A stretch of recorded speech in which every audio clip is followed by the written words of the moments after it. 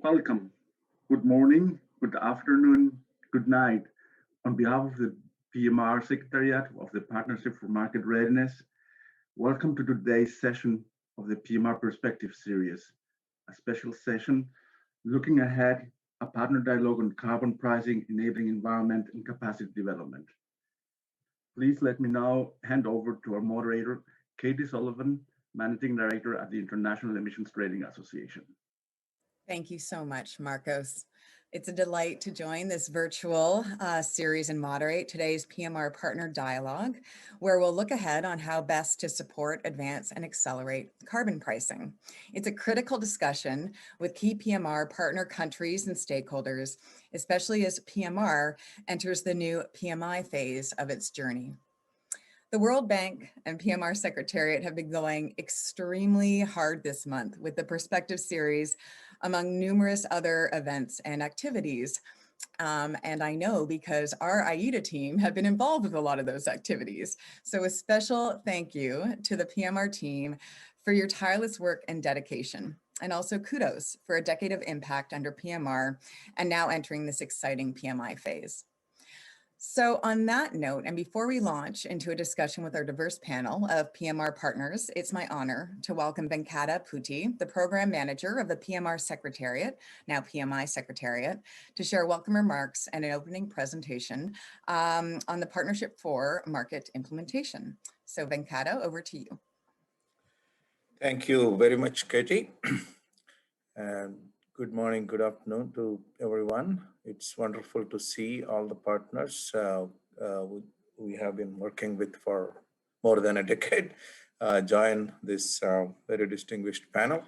So on behalf of the PMR, I would like to extend a very warm welcome to all of you, and also welcome to all the participants who are following this webinar, which is the fifth in the Perspective series. As Katie said, we have been busy along with other things. But PMR Perspective series is also designed as an opportunity to really reflect on the 1 decade of implementing the readiness activities under the PMR, and using that as the foundation to move towards the PMI, as the name indicates, the Partnership for Market Implementation.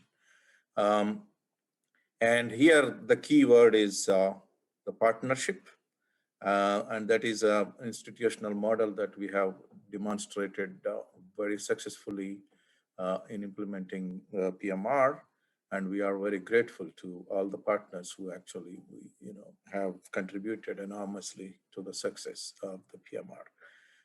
So today's topic is looking ahead.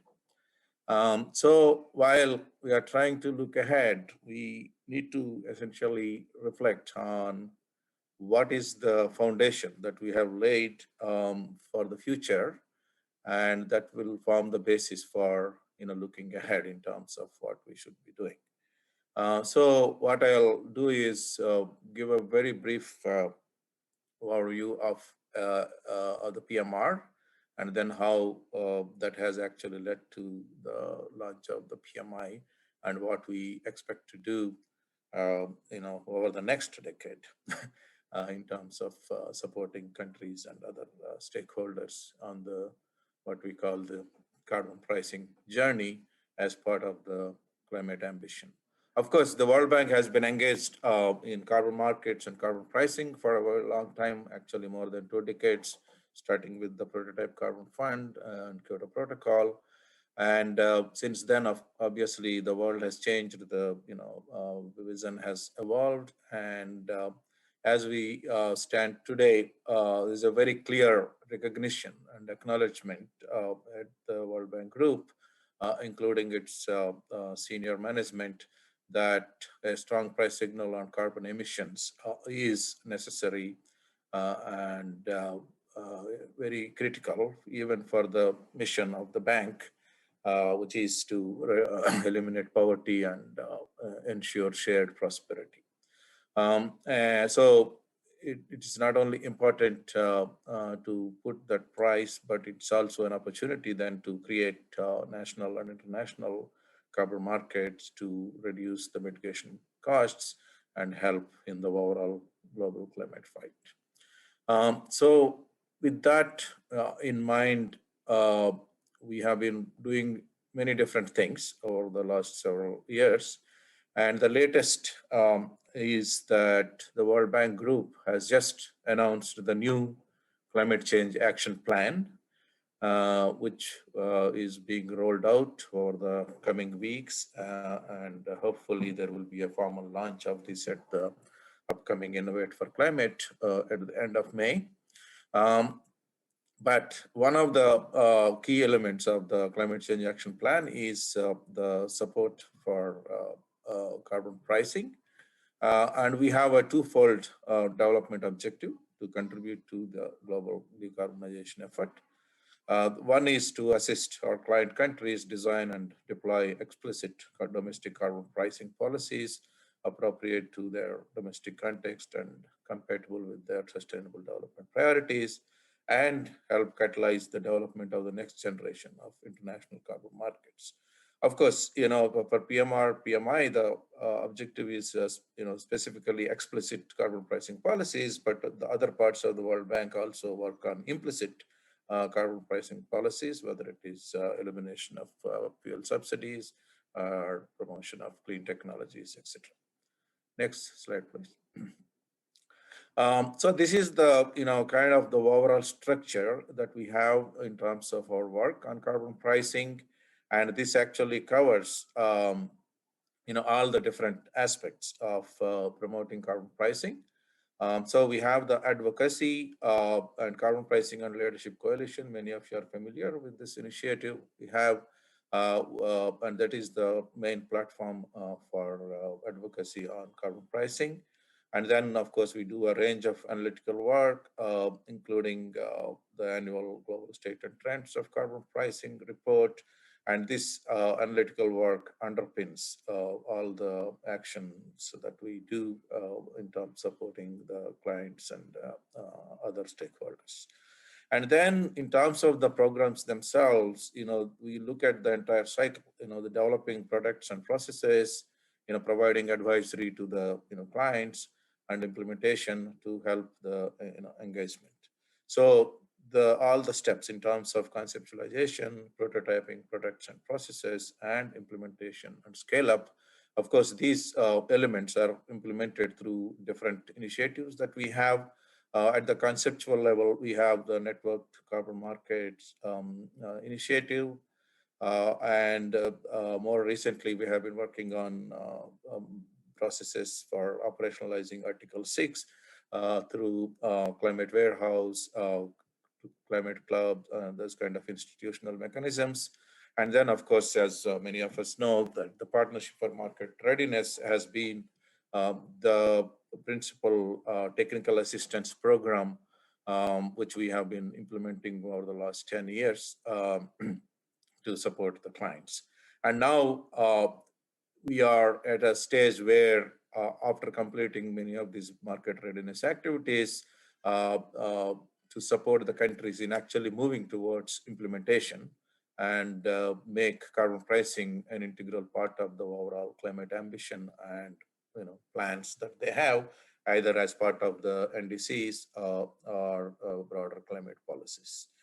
So this is the whole cycle of activities. And of course, we have a huge outreach effort through our annual Innovate for Climate Summit and the regional climate weeks that we organize with UNFCCC and other UN agencies and other partners, including AITA from the private sector side. And then we have enormous amount of knowledge generation and outreach through various publications and other activities. So briefly on the PMR, this is the overall country coverage that we have over the last 10 years. The countries that we have supported accounted for about 40% of the global greenhouse gas emissions. These are 2015 figures, and had 55% of the global population. So it's a fair amount of coverage. PMR has been a $125 million program. It had 13 donor partners, and it supported, in the end, 23 country programs in which 19 are full-fledged market readiness activities, and 4 technical partners which were also supported at a smaller level. And then we also supported, more than 10 countries in their policy analysis activities, including helping some of the countries develop their NDCs before the Paris Agreement. And PMR has been over years, platform for 50 partners to come together, including implementing countries, contributing countries, technical partners, observers, subject experts, etc. And again, over 10 years, we produced more than 50, in our view, fairly influential publications, including industry standard guidebooks on various topics related to carbon pricing, and of course, the flagship reports such as the annual state and trends report. And we also estimate that, through the 23 country programs and various activities that we did at the global level, more than 20,000 professionals at various levels have benefited from the capacity building activities under PMR. Well, the last thing is that over the last 10 years, the PMR went through 2 independent, evaluations in terms of its programs and their efficacy. And one major conclusion is that PMR perhaps is the most consequential technical assistance program supporting countries in their capacity building and other elements of readiness. So that I think is perhaps the main highlight of that. So now, using all the successes and achievements of the PMR as the foundation, we now have launched at the beginning of this year the Partnership for Market Implementation, though we have actually been working on the design of the PMI for more than 3 years. And it was formally announced at the COP, last COP we had in Madrid. And it was formally approved internally by the senior management in April 2020, and it was operationalized in 2021. So far, we have 11 contributing partners, donor countries, and the European Commission. And the initial funding commitment we have so far is $85 million, slightly over. And the target for the PMI over the next 10 years is to capitalize it at about $250 million. And as part of the operationalization, we have launched the first call for expressions of interest from the countries for both implementation activities as well as for new countries to get into the readiness activities. So PMI actually has one window of readiness, which is very similar to PMR. And actually, as it happens, tomorrow is the deadline, 30th of April, for the countries to submit their expressions of interest. And we expect more than 30 countries to apply for support under PMI, which I think is a very good indication of the kind of demand that we see for these activities, but also the commitment of the countries to use carbon pricing as part of their climate ambition. Of course, we are also busy designing the other program components, whether it is technical work programs and results frameworks and other components. And the other interesting development in the last 2 years or so is the fact that we have brought all the different initiatives that we do on carbon pricing under one umbrella for better integration and complementarity of these different programs. So we now have what we call the PMIF, Partnership for Market Implementation Facility, under which we have, of course, the PMI as the anchor fund. And PMR is closing in June, so it is out of the picture after that. But all the other activities that we do, whether it is CPLC or the climate warehouse, all the other outreach activities, they're all part of this umbrella and mutually complementary. Yeah, so the PMI has this objective of supporting countries in implementation of carbon pricing instruments, developing the knowledge base, assisting countries to identify and implement best practice approaches, and also facilitate their participation in the development of international carbon markets, and facilitate their participation in the policy discussions at various levels. Yeah, so as I already mentioned, it has actually 3 program windows. The first one is on supporting countries which have already gone through the readiness cycle to move towards implementation. And then we have the second window in having new countries join the program to develop their readiness. And then there is a third window, which is for targeted technical support. Under the Article 6, it is possible for countries' bottom-up approach to come together as regional groupings and so on. So this window would support such activities. And the initial target is to have at least 10 countries doing implementation of carbon pricing and 20 countries doing readiness, and all in place by 2025.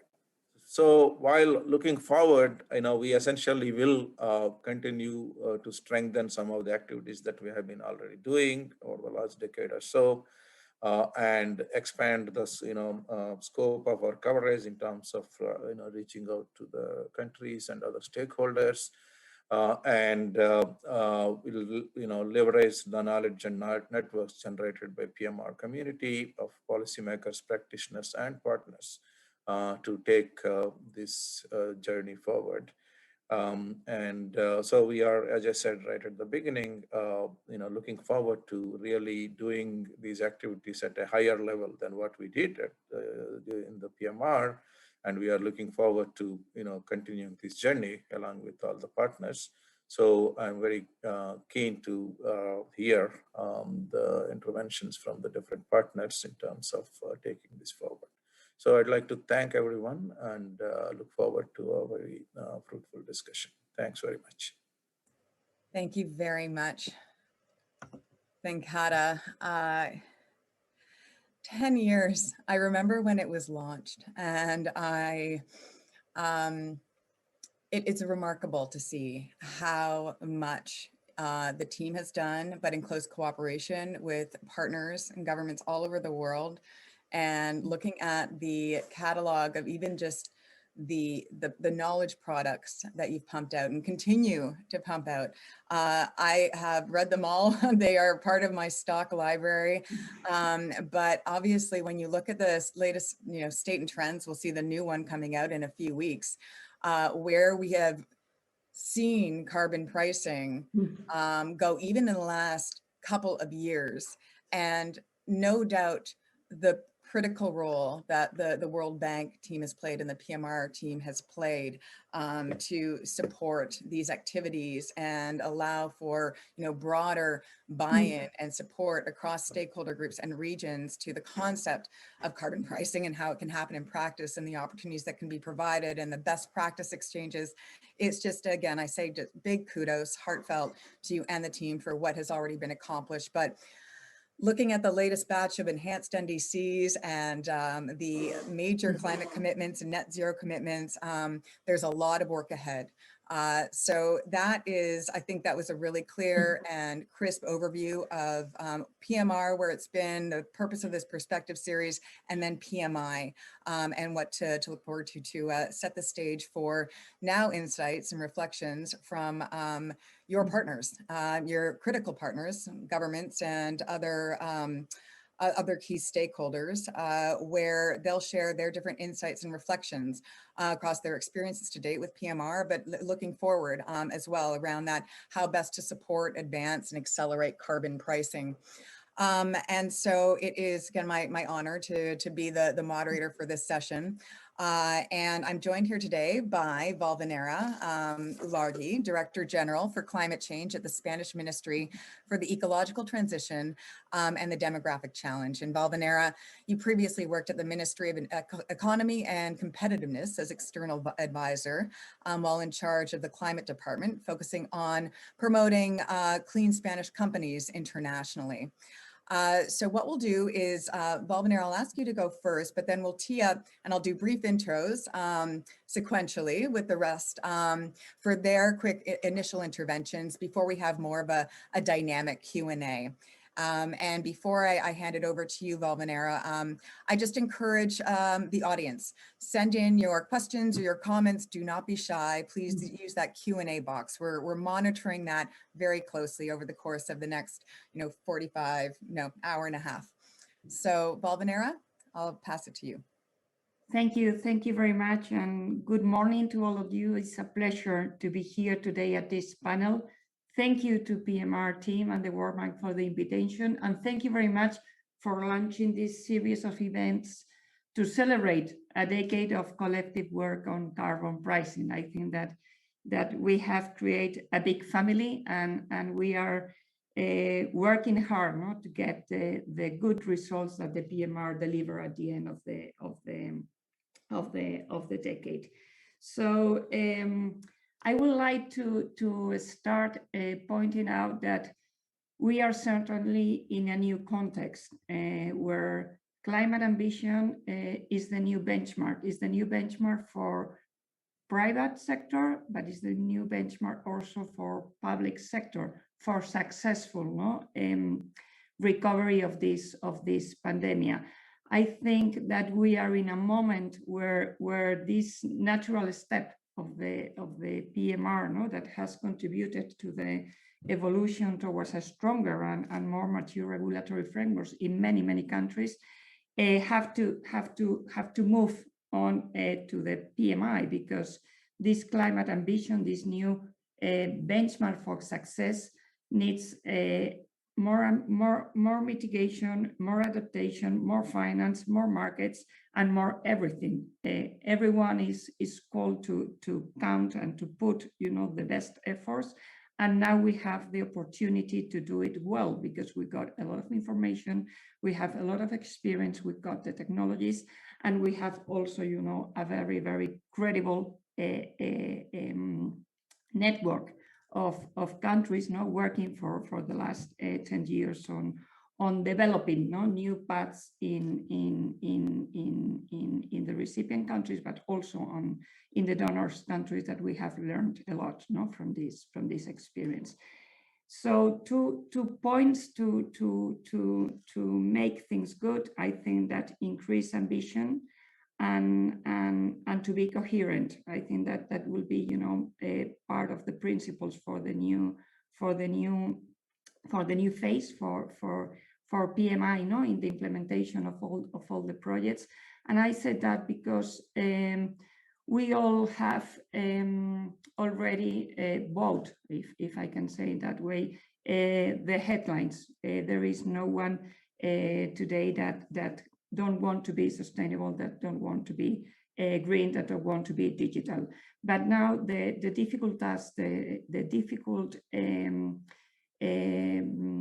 how to say responsibility that we have in governments is to put all the instruments on the table to make this happen. So net zero, it's a global goal. It is also a national goal. In Spain, we have already put it in a law, but we need to use the carbon pricing in all the policy mix to get in a more efficient way to the goal. So to be coherent, I think that it's important to also create the enabling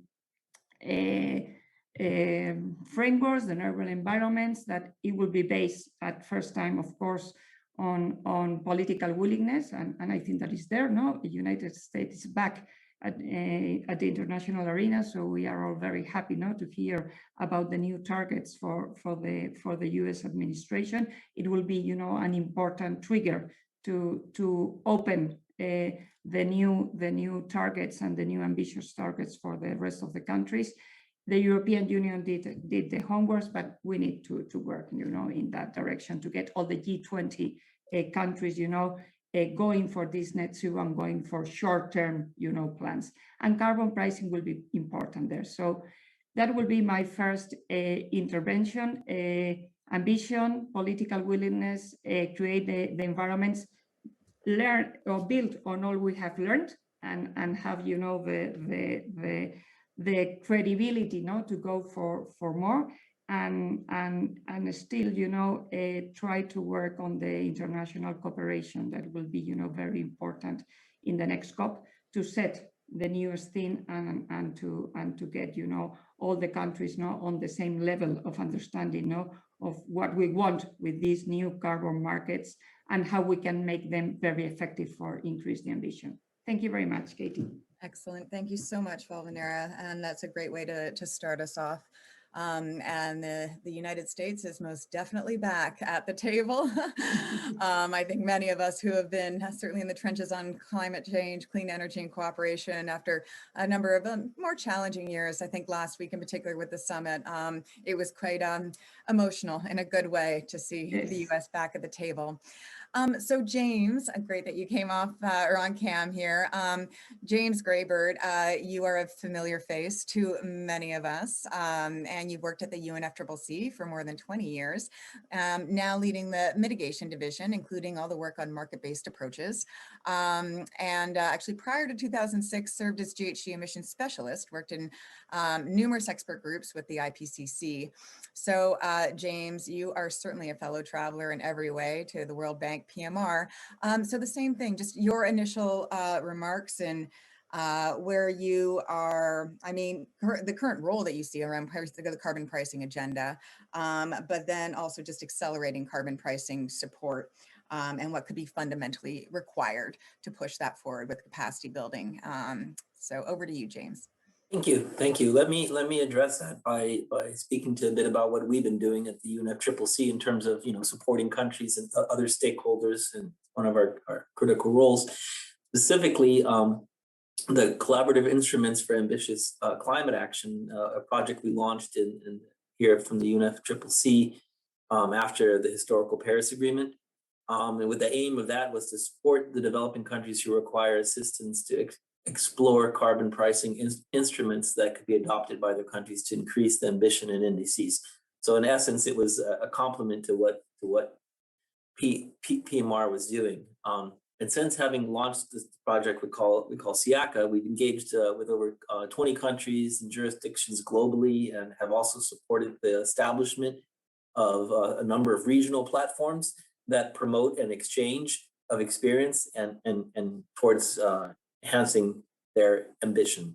And in that context, I want to say a few of the lessons that we've seen, and that kind of helps us understand what we need to do going forward. So over the last 4 years of this implementation of SIACA, we've seen a comprehensive awareness raising and participatory stakeholder engagement that has been critical from the very first stage of any jurisdiction that wants to consider this if they want to be successful. That's something that has resonated.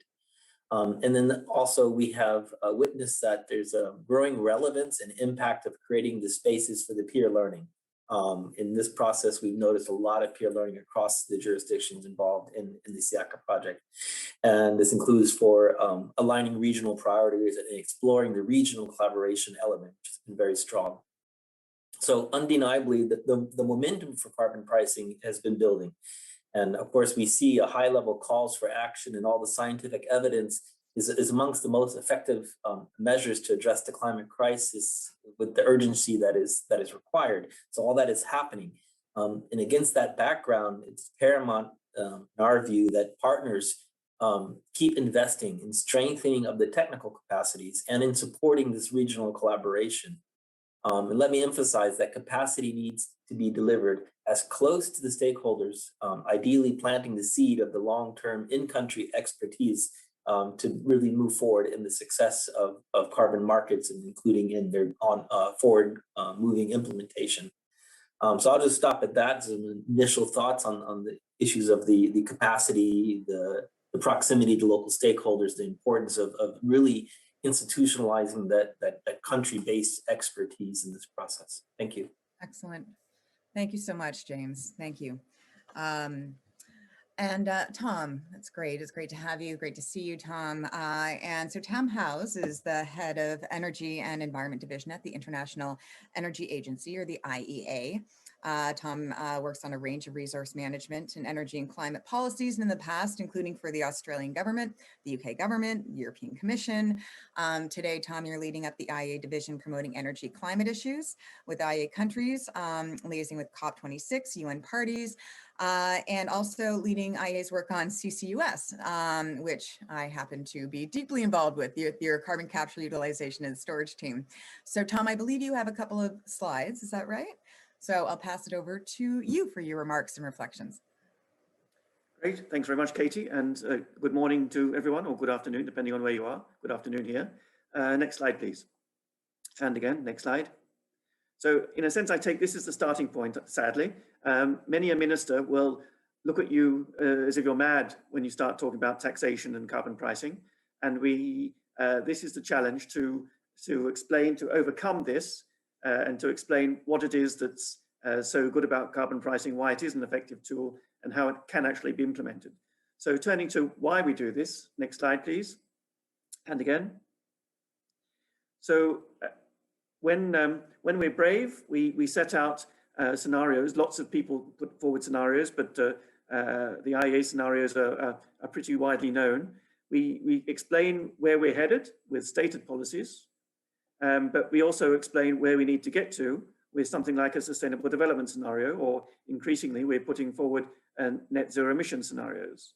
So we remind everyone of the gap, and then we say how we can fill it. Next slide. Next.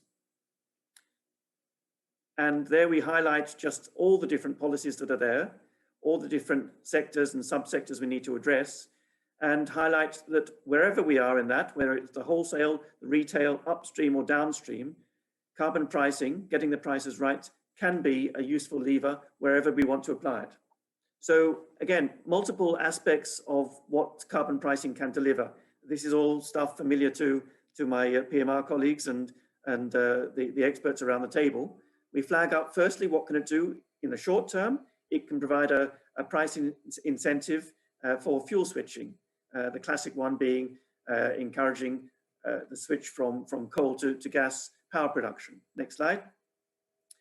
It can also provide a longer term signal to remind companies or utilities that their longer term planning, they're going to face longer term higher price signals in the carbon markets. So it's an incentive and a signal to retire plants earlier or to retrofit, including with CCS.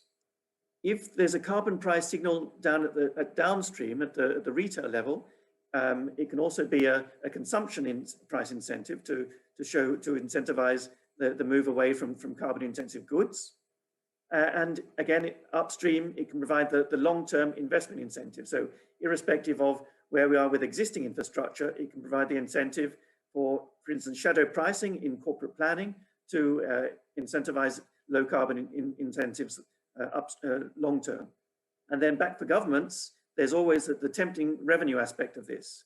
This is it's controversial. There are different ways one can use revenues, but it is a real consequence of carbon pricing. It's something that can be addressed and used wisely or not.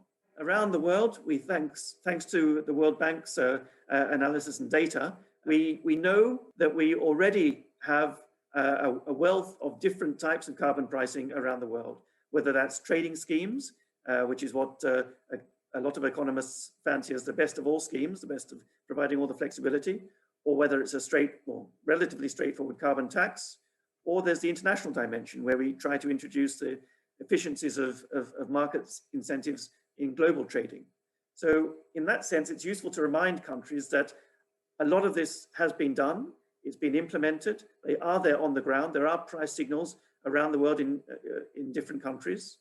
And important, I think a critical overriding message I would bring is the flexibility that these different schemes bring, the sense that there's no straitjacket, no template, there are a wealth of different approaches. So, and I come back to the point of flexibility.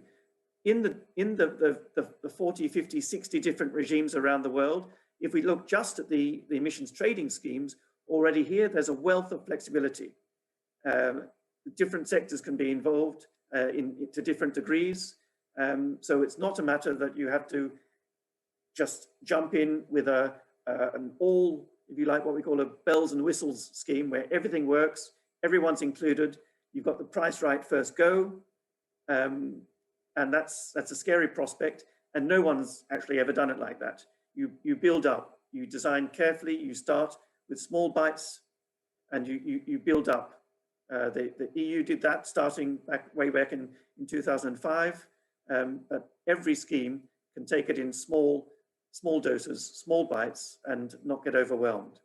The other aspect to flag up, next slide, is the revenue aspect, which I mentioned. And here, not only do we talk about some billions that can be derived from these instruments, whether they're emissions trading schemes or carbon taxes, there's the contribution they can make. On the one hand, if there's a net revenue gain, then that can go into general budget, or depending on the political need, it can also go into direct climate programs or clean energy support programs.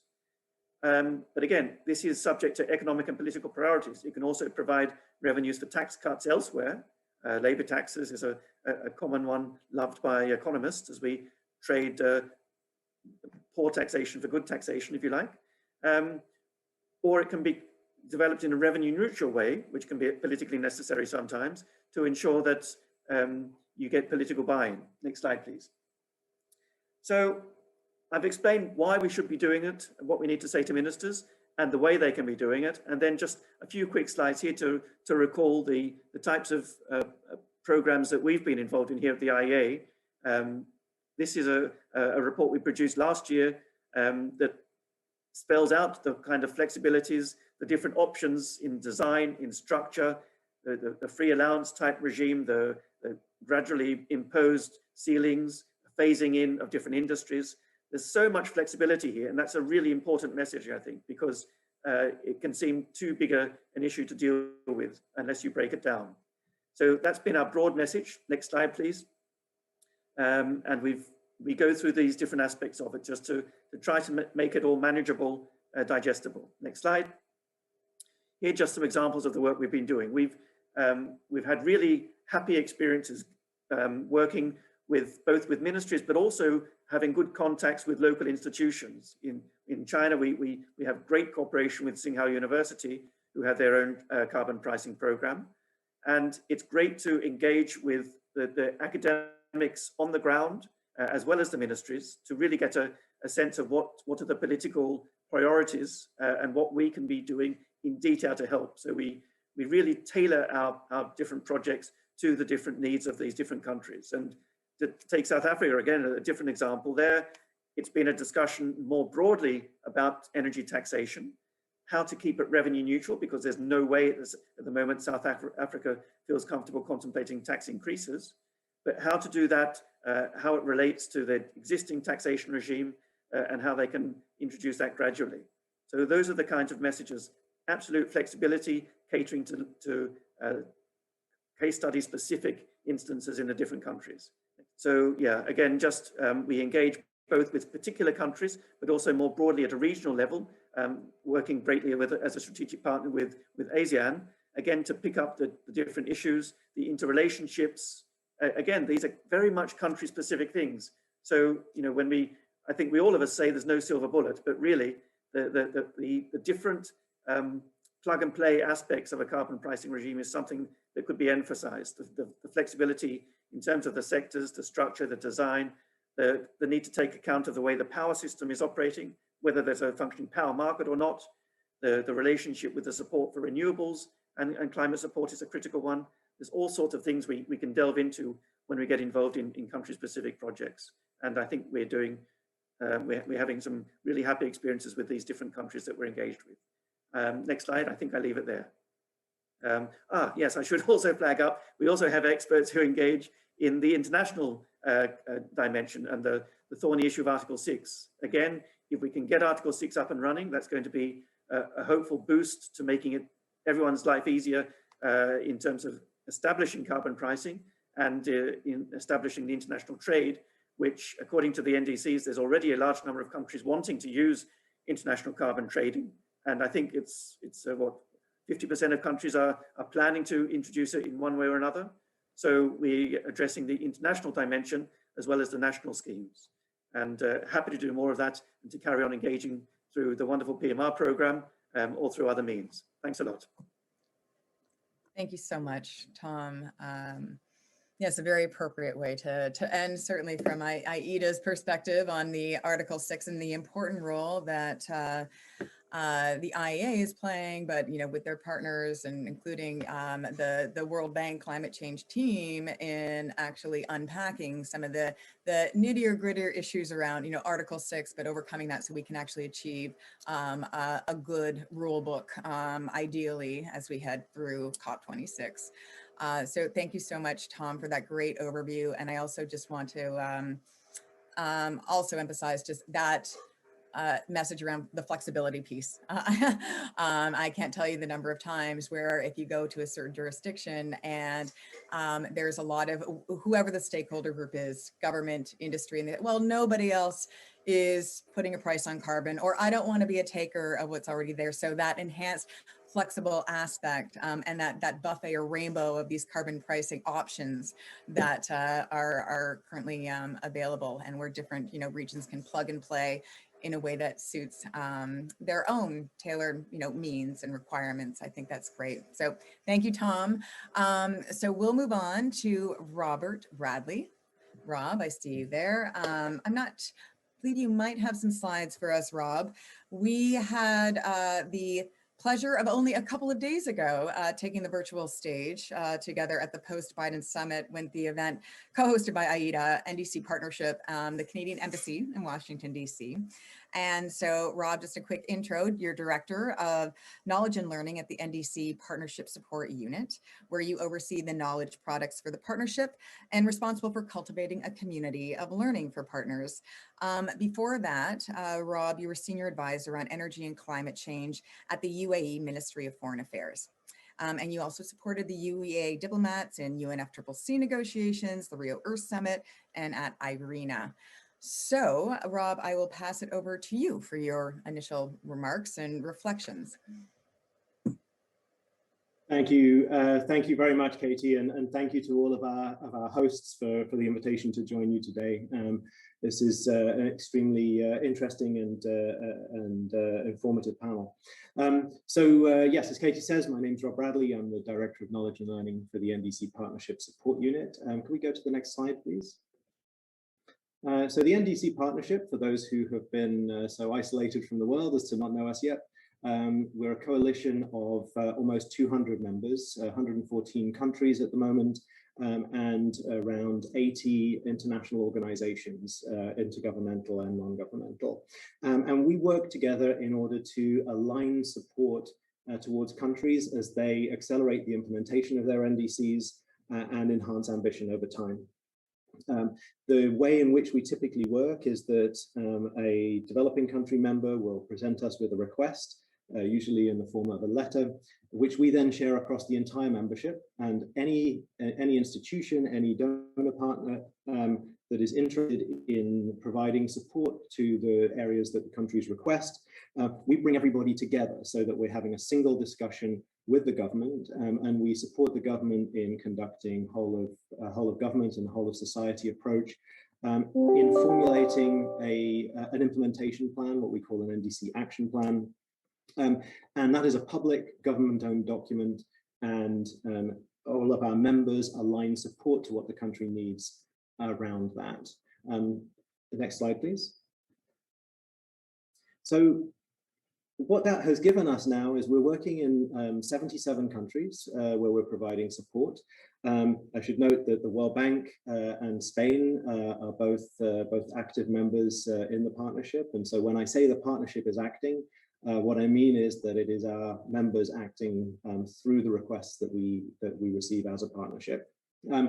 Now, in total, we've received something like 6,500 different requested activities from countries, both on implementation, on the enhancement of their NDCs, and more recently on the deployment of economic advisors to help align post-COVID recovery with climate action. I think a striking thing from the point of view of this discussion is that a very small proportion of those requests relate directly to carbon pricing and markets. And I think this is quite striking in view of the vast body of work that's gone into this. In total, of the 77 countries that we support, 12 have made requests related to the implementation of carbon pricing in markets, and I'll talk about those in just a moment. And a total of 24 requests out of the 6,500 that I mentioned relate specifically to those. They are very often sector specific, particularly around forests and energy. But they do have a high rate of support. So 80% pretty much of the requests that we've received have received technical assistance. That's being provided through 15 of our development partners and institutional partners. 5 of the requests that we have received remain outstanding. With reference to Article 6, 6 countries have raised requests that are specifically about in some way laying the groundwork for engaging around Article 6. They're listed here: Burkina Faso, Georgia, Mozambique, Nigeria, Pakistan, and the Philippines. And a few of those specifically aim to build up ministerial capacity. I should mention that when a country joins the partnership, they're asked to provide 2 focal points, and one of those has to be either from the Ministry of Finance or the Ministry of Planning, so that there is a sense that these requests are rooted in the core development planning of the country. I want to look at a couple of examples just to give a sense of the types of things that countries are requesting and that our members are supporting.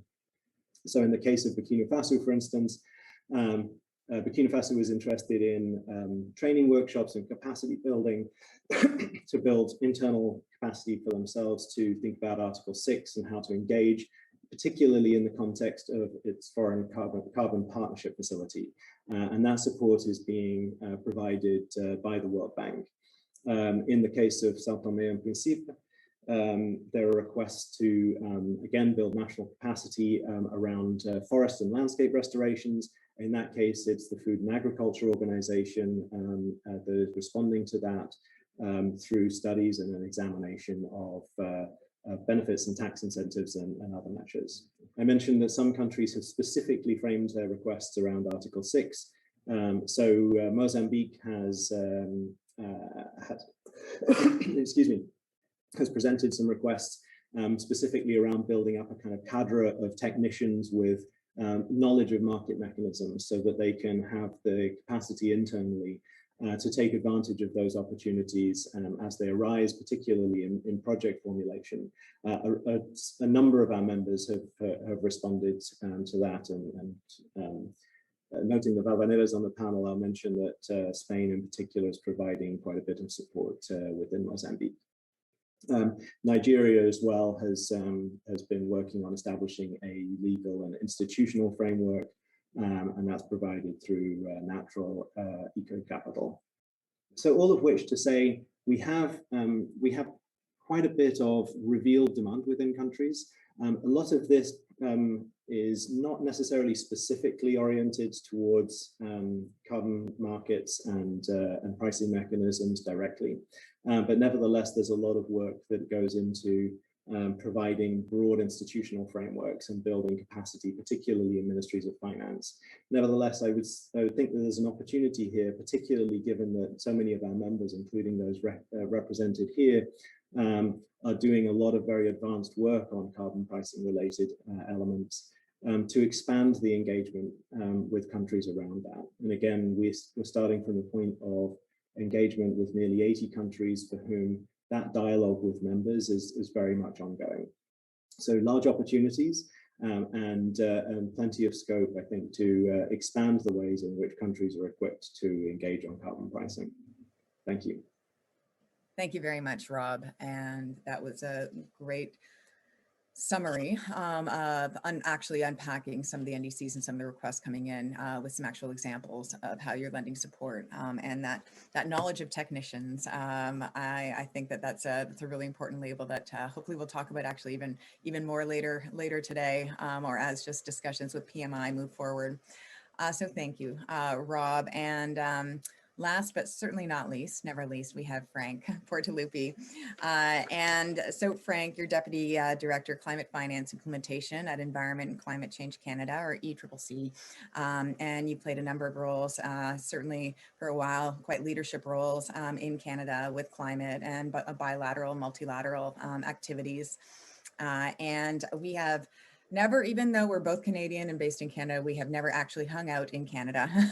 We have always met in other regions of the world, but c'est la vie, that is what happens. So Frank, you have so much experience also in different, project types and activities and technology transfer and agriculture or methane or MRV or digital, MRV. So you please take the mic for a few minutes to shed light on just that role that you are playing, what you see that role of carbon pricing is in the climate agenda, and what kinds of items might be fundamentally required again as we move ahead with this PMI discussion. And then we'll have an open table discussion. And I will just say again, please don't be shy. Those in the audience, send through those Q&As or the questions in the Q&A function. Okay, Frank, over to you. Thank you very much, Kelly, for the kind introduction. Bonjour à tous et à toutes. It's a real pleasure to be here with you to share Canada's experience and approach to build capacity and to pave the way for carbon market implementation and help us reach the goal of the Paris Agreement collectively. Next slide, please. So as part of our climate finance envelope, Canada is implementing a very comprehensive approach based on this momentum. And our approach is multifaceted. So it's, like Kelly said, bilateral and multilateral as well. So I don't need to explain that slide. We all know why we need MRV, but we all recognize that MRV is the key to unlock governance, or mitigation governance internationally. So MRV is going to help track emission reductions as one, right? And then we're going to be able to apply those emission reductions against NDCs to support NDC implementation and report back to the international community. Once we have that, we have built confidence and trust enough, again, at the international community to provide access to international carbon markets. And then which will unlock as well additional funding opportunities to scale up and speed up implementation. So it's like a looping the loop kind of thing, right? But we all recognize that MRV is really the key and the center to that. So next slide, please. So this is a quick overview of what we are currently doing bilaterally on MRV. Again, we are putting the emphasis on MRV because we think this is how we are going to get to where we want with the Paris Agreement. So in terms of readiness, I think we are working on supporting 15 countries in West Africa, 4 in the Pacific Alliance. It's very country driven, it's capacity building, it's engaging countries in national dialogues. We are not imposing anything. It's based on their own circumstances, what they want to do, and it's a way to really push forward the capacity building. So it's coming from them directly.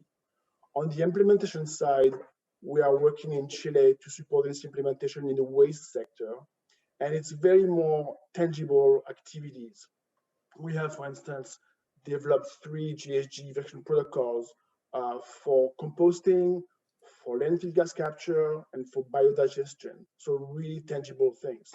We also have 2 pilots for digital MRV, and I'll talk to that in a minute because I think I would like to spend some time on that.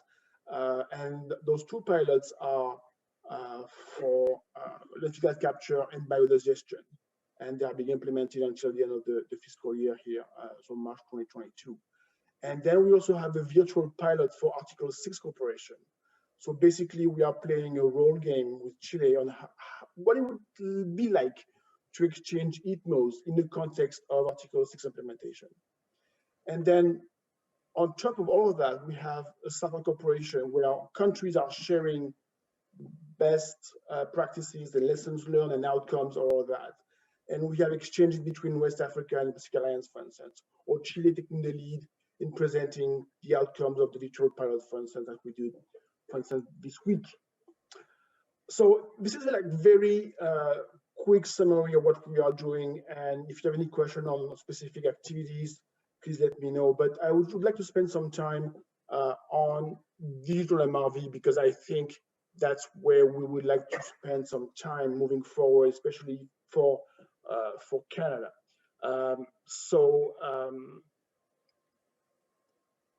Digital right now, the way MRV processes are set is mostly analog. It's based on manual processes. They require in-person visits to audit sites, sometimes far away from city centers. Between us, they are inefficient and costly. Plus those visits, sometimes they are annual, makes project managers are not able to monetize climate assets and trade on carbon market schemes, for instance, even domestically, because they don't have the capacity to have those assets in real time. And then the current methodology lacks security, right? So when you think about it, it's a spreadsheet, it's a printout, it's a laptop that will be on the site, and that reduces the utility of the data because of the lack of confidence and trust. There's a lot of data manipulation in the current MRV process all over the world. And so we could, if we wanted to, we could develop, and a lot of people are doing that, we can develop that capacity to have a third-party capacity to conduct audits and everything. But the opportunity resides with digital MRV to take advantage of the momentum created by the Paris Agreement to streamline the verification process and to directly digitize equipment facilities. So that will basically limit the manipulation of data, so the risk of errors, that will allow project managers to review the data continuously throughout the year, as opposed to once a year when we have those visits, for instance.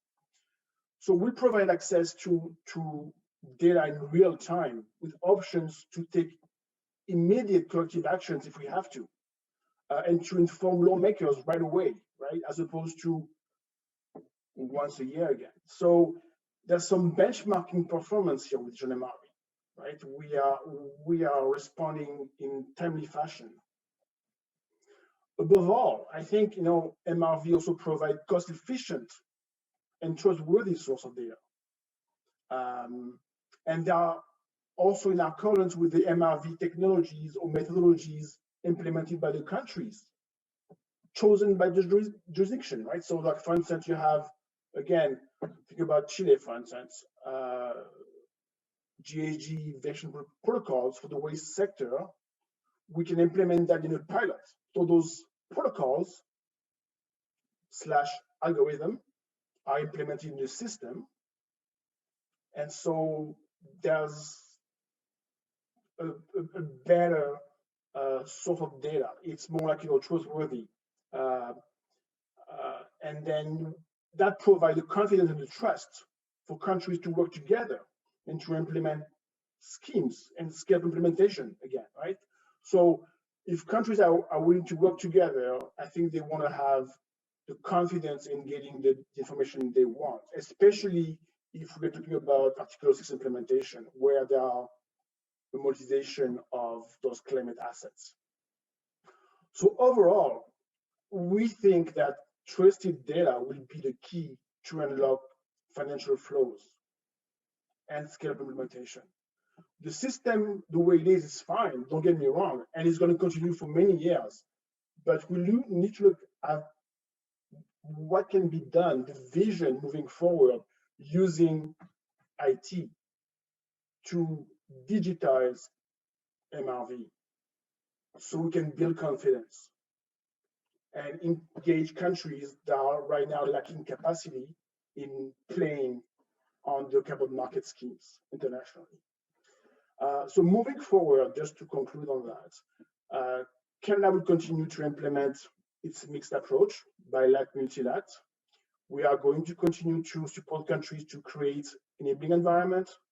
We are going to continue to support Article 6 implementation through country-driven capacity building and pilots on MRV, digital MRV, and on Article 6 cooperation.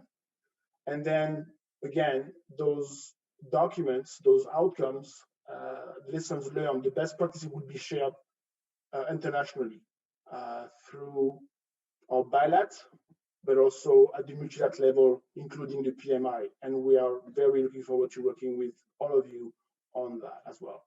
Thank you very much. Thank you very much, Frank. A lot of great information and food for thought. Really some good ideas around MRV, digitization, piloting, and possible roles for cooperation in the PMI going forward.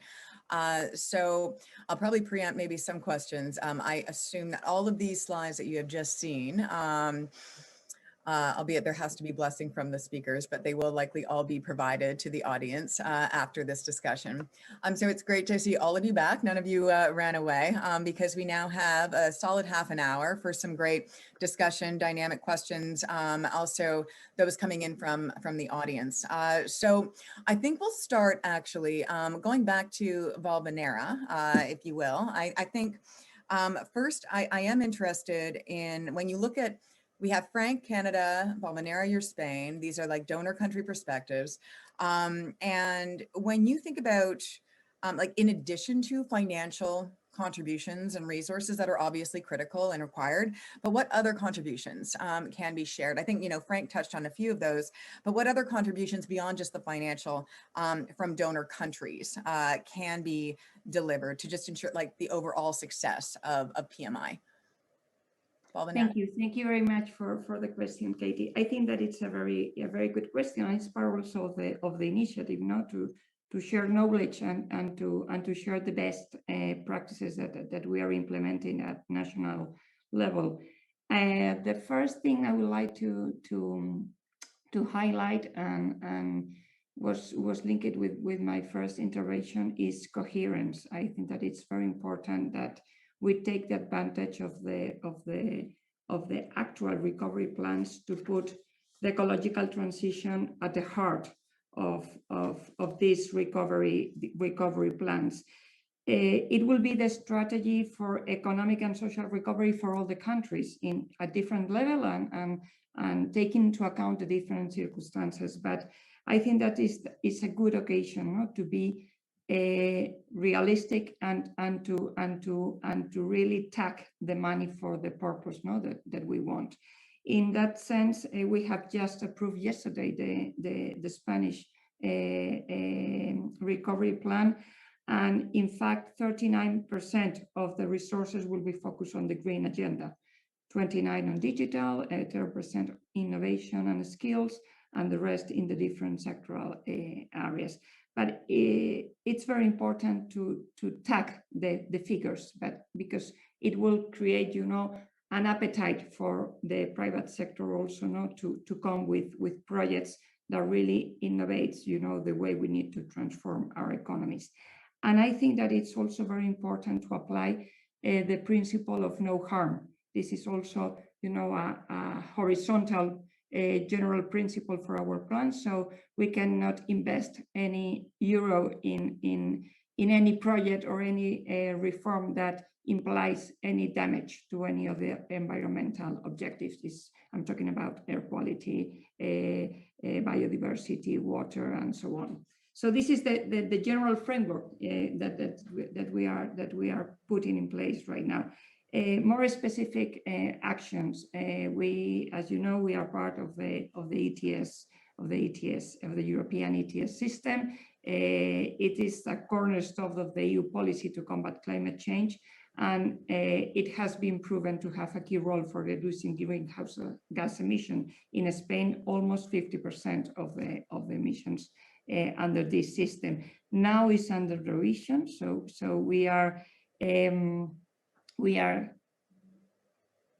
expecting, or we are waiting for a new proposal for the Commission, because if we are going to revise all the policy framework at the EU to get the at least 55% goal, that is the new goal that we put on the table by 2030, we need to tackle all the pieces. It's not only ETS, it's also effort sharing, and it's also taxation. So we need to take on board, efforts from all the pieces. But the ETS will be, fundamental and crucial to get this 55%. We are talking about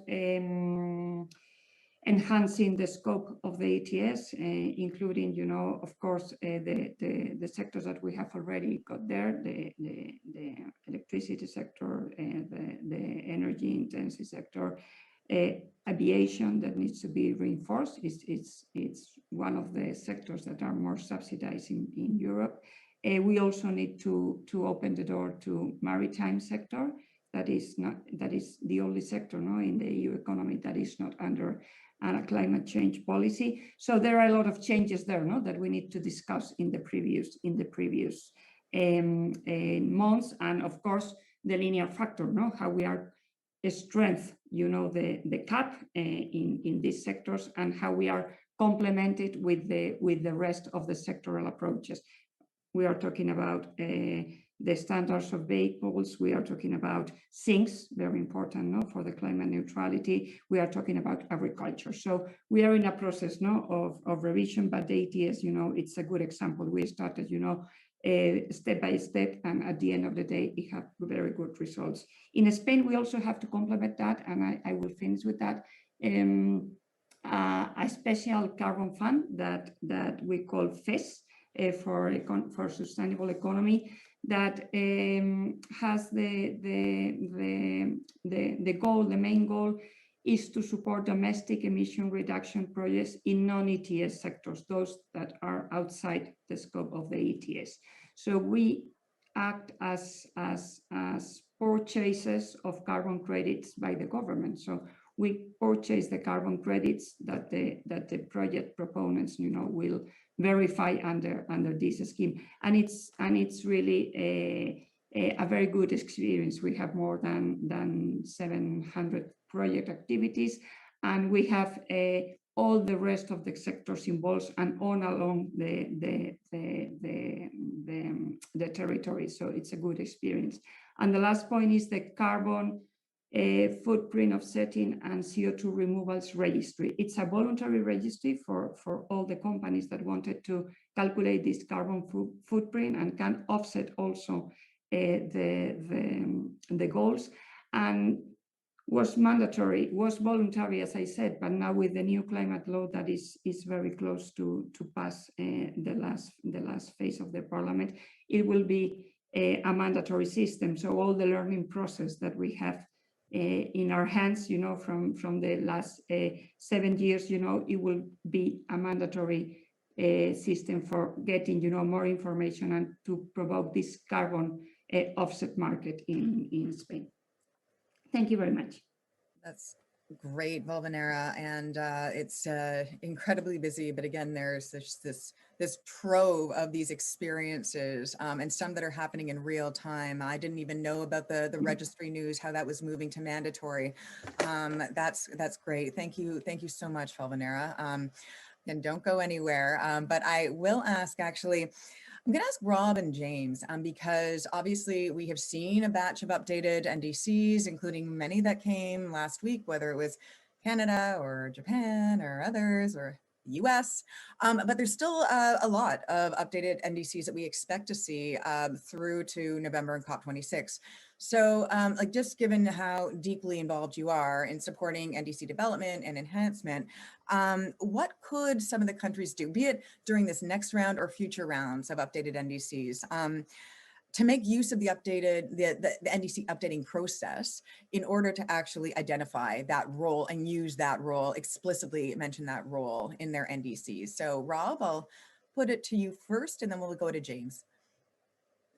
Thank you. So yeah, we're providing support to 65 countries at the moment, going through the process of revising and updating their NDCs. Of those, about 25 have already submitted their new NDC. Most of the rest are expected to do so around about June, and then some through the rest of the year. From the ones we've seen so far, there hasn't been a huge emphasis on carbon pricing as such. What there is, though, I think, is a lot of work to really strengthen and enhance the quality of the NDCs as planning documents. So as I think everybody on this call will know, a lot of the initial NDCs, countries put down some targets, some overall goals, but in many cases, those were developed in a hurry, and the countries didn't have the opportunity to perhaps flesh those out as much as they would like. What's been very heartening, I think, in the most recent cycle is, despite the obvious challenges that the pandemic has brought, nevertheless, countries have gone through a lot of real strengthening of those NDCs as operational documents. So they have roadmaps attached. They have economic analysis around the measures, so that there's a sense that the targets are well costed. And they've conducted much more expansive cross-institution and cross-government consultation. So there's a sense that the relevant stakeholders are really bought in.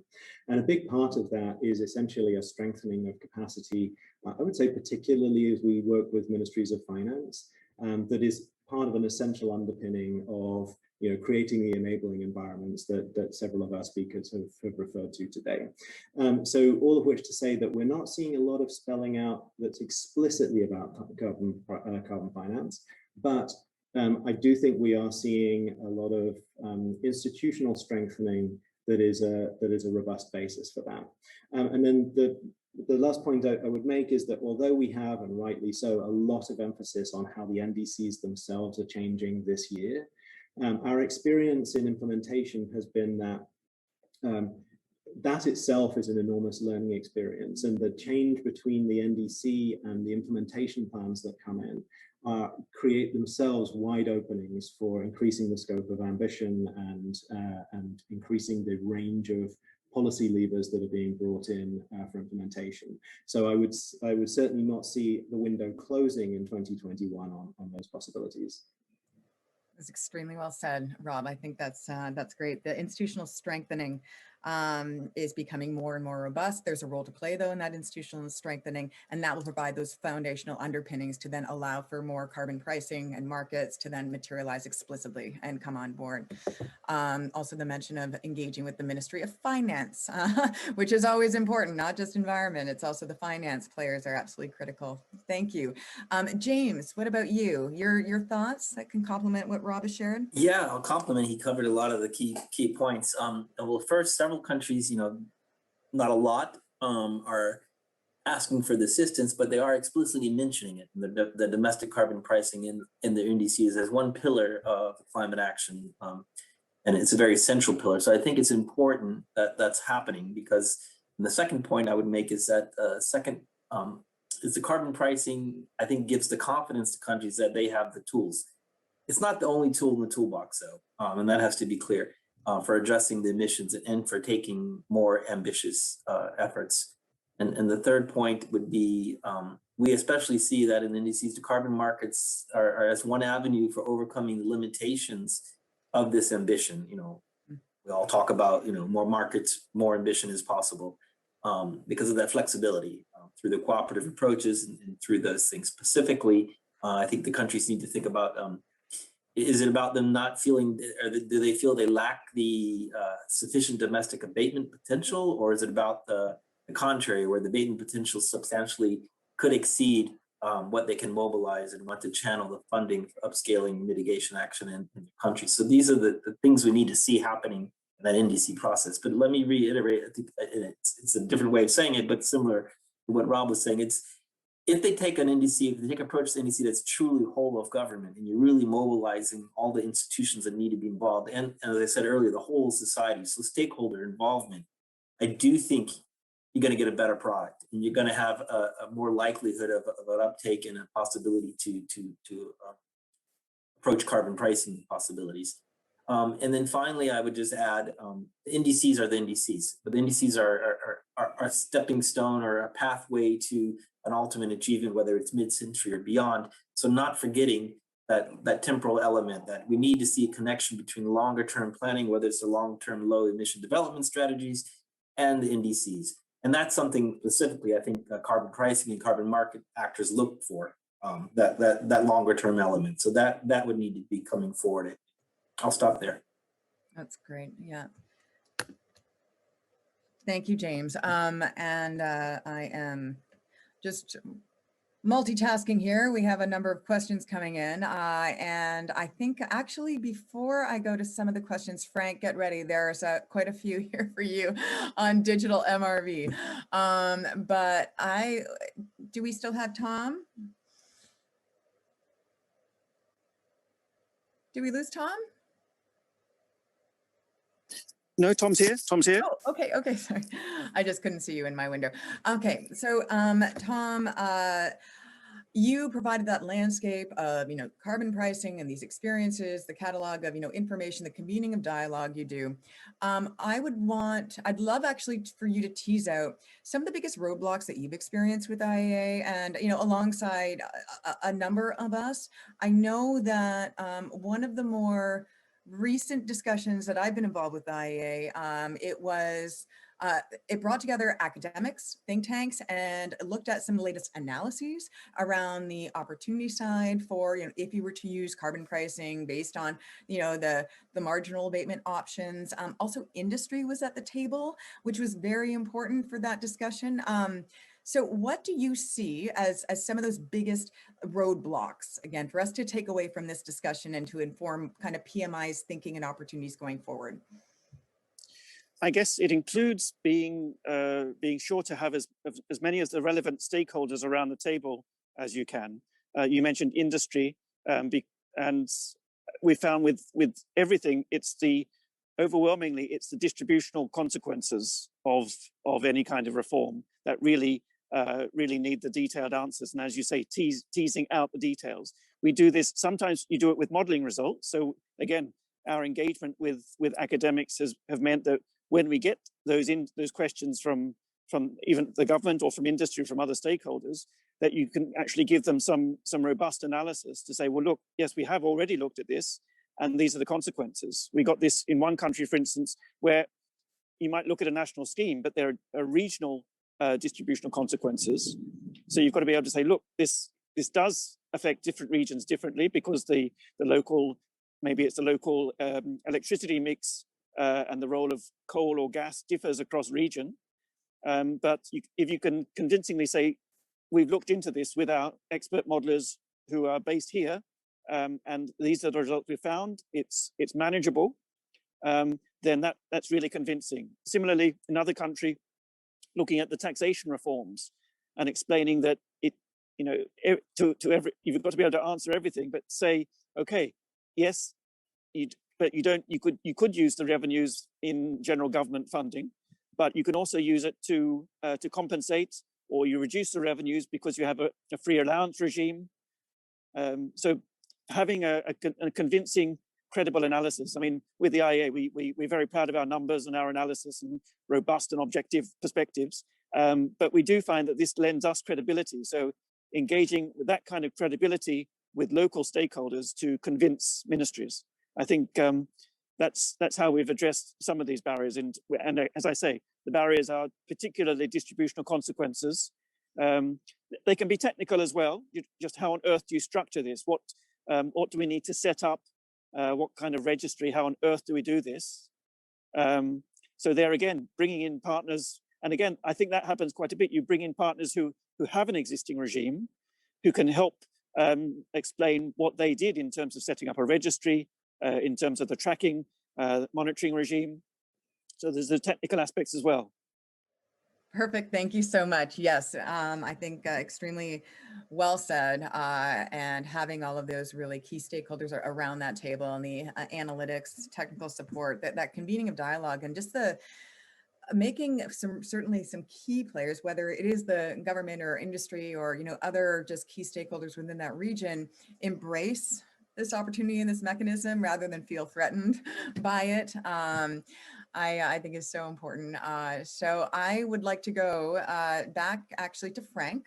And I know you have had some exchanges. I was not surprised at all, Frank, when you did touch on DMRV, digital MRV, and then there was a flurry of questions wanting to learn more about this. It's a very important and hot topic, but I do think that as you eloquently said, there are some hooks there for a broader community to support this evolution towards more digitized, MRV, how that could work, what the piloting opportunities around it.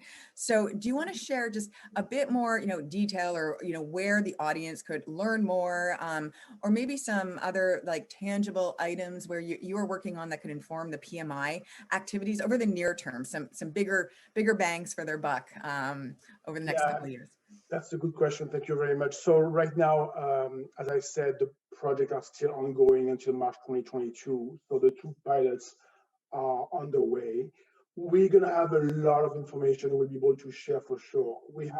I also have a question about West Africa, and we have some documents we can share definitely with the group. On DMRV though, I think we're going to have a lot of documents available. We are going to draft reports, and what I can propose, if you want, is at some point between now and March is to have a presentation to the PMI, not the PMR unfortunately, but to PMI on the results of our 2 pilots in Chile. And maybe we can invite also Chile to present directly, because it's really their lead. It's very country driven. We are just behind the scene providing some support. And on that note, I just want to go back to what Spain mentioned. The financial aspect of providing support is one thing, but the relationship with country, the bilateral engagement does a lot as well. I feel like, the financial engagement is just a catalyst.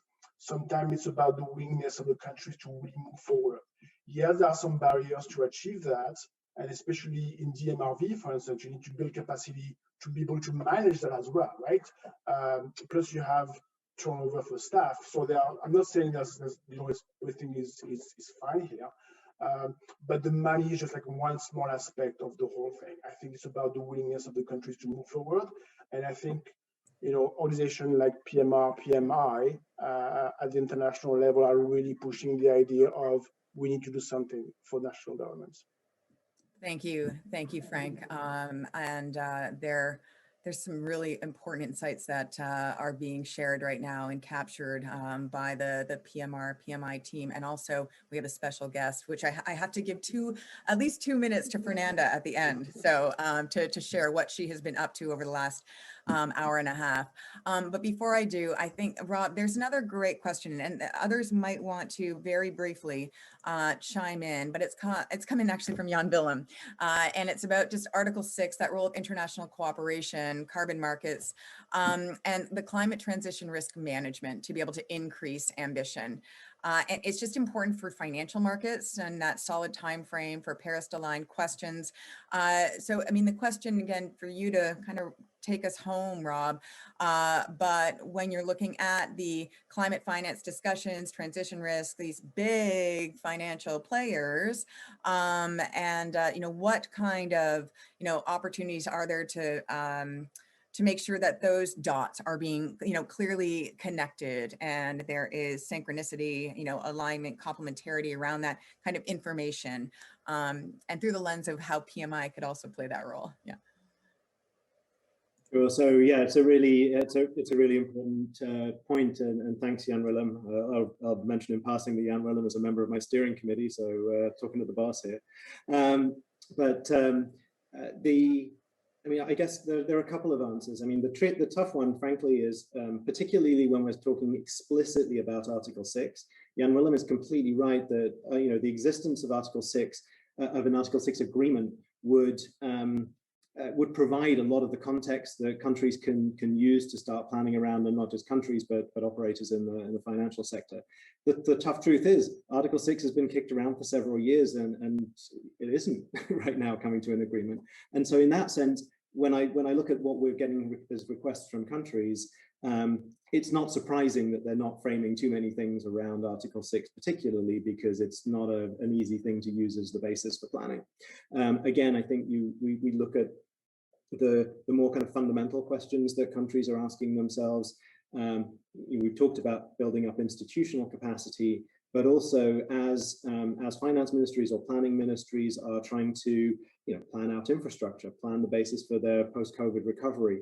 But all of those points, you're trying to incorporate many of these risks, obviously risks on the climate side, but also risks in terms of the unknowns as you try and put yourself on a more resilient and lower carbon development trajectory.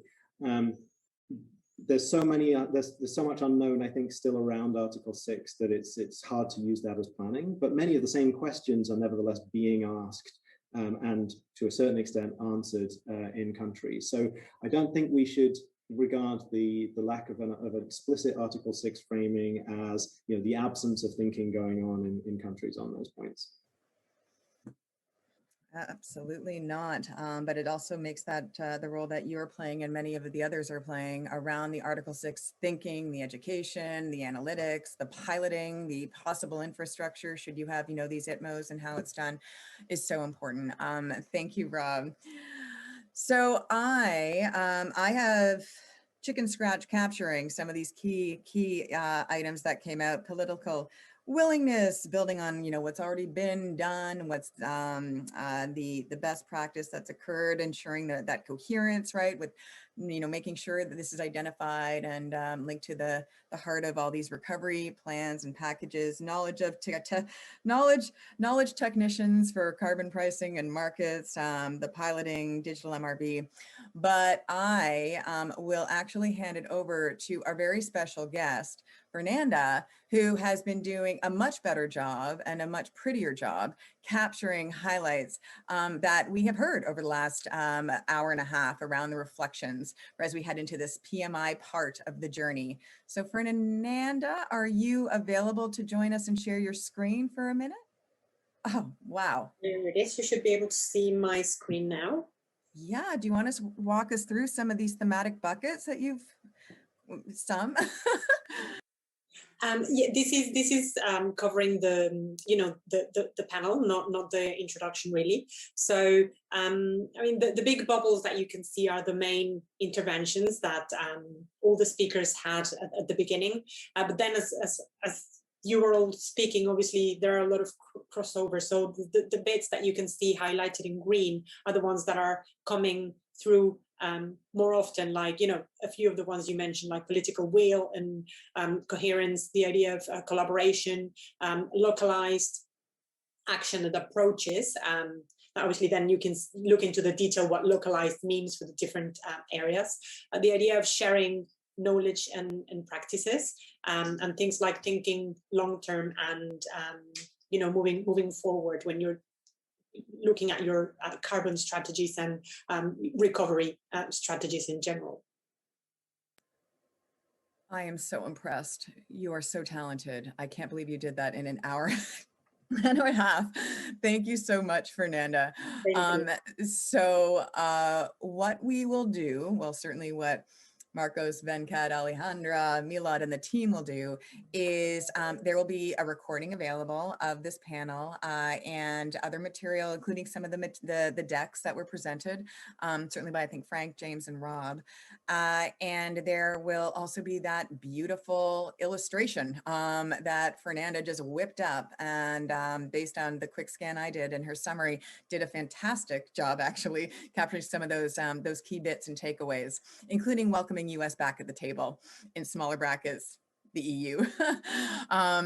So I want to thank everybody so much for joining us here today. I know it's busy times, but this was a really valuable discussion.